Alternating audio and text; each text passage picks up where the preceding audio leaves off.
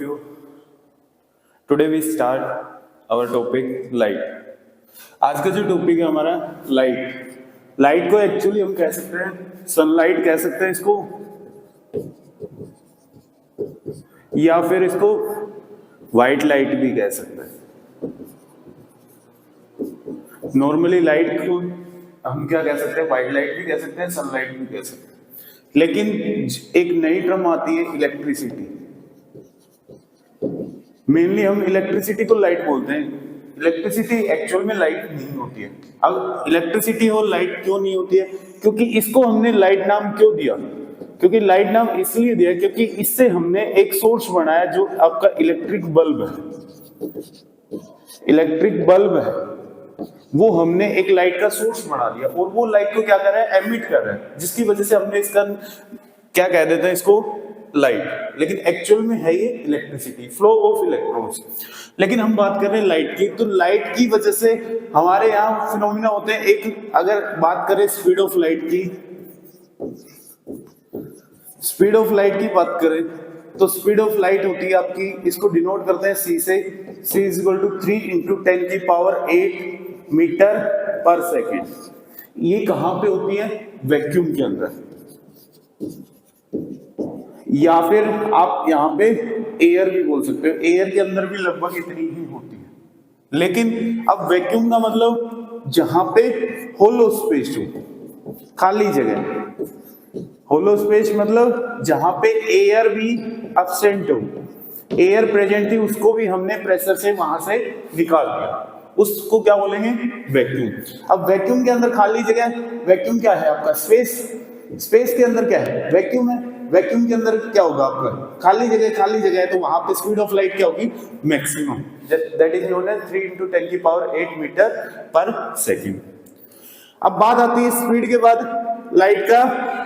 Light है वो transverse nature होता है या rectilinear propagation of light. Rectilinear propagation of light. Rectilinear propagation का मतलब क्या है कि लाइट ट्रेवल्स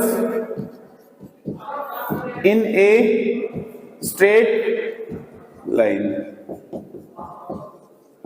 जो लाइट है वो आपकी स्ट्रेट लाइन के अंदर ट्रेवल करती है, उस फिनोमिना को क्या बोलते हैं? Rectilinear propagation.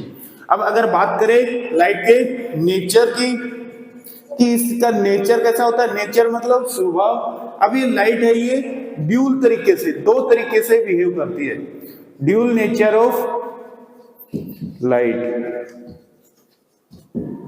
ड्यूल नेचर में बात करें तो एक नेचर आपका पार्टिकल,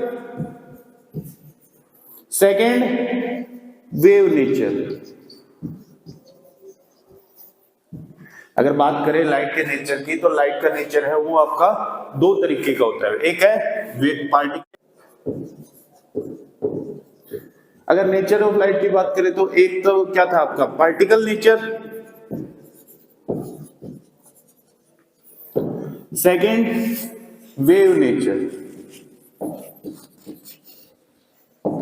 अब पार्टिकल नेचर के अंदर जो हम फिनोमिना पढ़ते हैं वो फिनोमिना आपका सबसे पहला फिनोमिना आता है reflection of light. Reflection of light. Second phenomena आता है रिफ्रैक्शन ऑफ लाइट। फर्स्ट है रिफ्लेक्शन ऑफ लाइट, सेकेंड है रिफ्रैक्शन ऑफ लाइट, थर्ड है डिस्पर्सन ऑफ लाइट। अगर लाइट के पार्टिकल नेचर की बात करें तो पार्टिकल नेचर में लाइट है वो तीन फिनोमिना होते हैं। सबसे पहला आपका रिफ्लेक्शन ऑफ लाइट, सेकंड है रिफ्लेक्शन ऑफ लाइट, थर्ड है डिस्पर्सन ऑफ लाइट। अब इन फिनोमिना के बारे में अगर जाने तो रिफ्लेक्शन ऑफ लाइट क्या होता है? अगर एक मीडियम से रे ऑफ लाइट आई, उसी मीडियम में रिफ्लेक्ट बैक होगी, बाउंसिंग बैक ऑफ लाइट, तो वो फिनोमिना क्या होगा आपका? Reflection of light. लेकिन रिफ्रैक्शन ऑफ लाइट की बात करें तो लाइट एक मीडियम से दूसरे मीडियम के अंदर ट्रेवल कर जाती है, लेकिन अपने पाथ से डेविएट हो जाती है। उस फिनोमेना को क्या बोलेंगे? Refraction of light.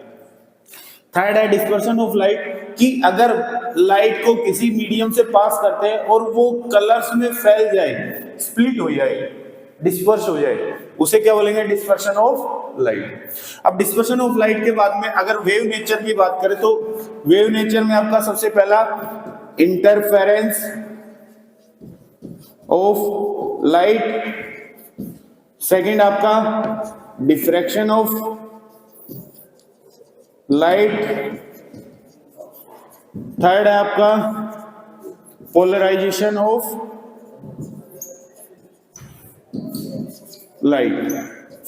ये फिनोमिना हम पढ़ते हैं, interference of light, diffraction of light, polarization of light, ये कहां पढ़ते हैं? वेव नेचर के अंदर, जो कि फिलहाल आपके सिलेबस में नहीं है, ये एक्सटर्नल है। आपको सिर्फ इतना याद रखना है कि interference of light, wave nature light है वो दो तरीके से बिहेव करती है, एक पार्टिकल नेचर, एक वेव नेचर। अब पार्टिकल नेचर में तीन फिनोमिना है आपका, पहला है रिफ्लेक्शन ऑफ लाइट, सेकंड है रिफ्रैक्शन ऑफ लाइट, थर्ड है डिस्पर्शन ऑफ लाइट।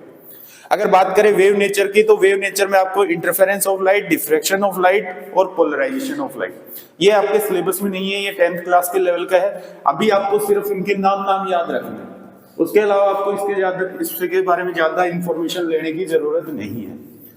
अब सेकेंडली अगर बात करें तो हमें पार्टिकल नेचर के बारे में पढ़ना है। लाइट का नेचर हो गया तो उसके बाद में दो तरीके के ऑब्जेक्ट्स होते हैं, एक होता है लुमिनस ऑब्जेक्ट, एक होता है नॉन लुमिनस ऑब्जेक्ट। अगर बात करें लुमिनस ऑब्जेक्ट्स की, सेकंड है non luminous objects.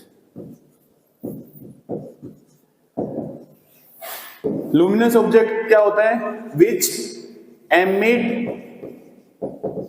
There own light. For example, अगर एग्जाम्पल की बात करें तो इसमें आपका आ जाएगा एक तो सन, सेकंड स्टार,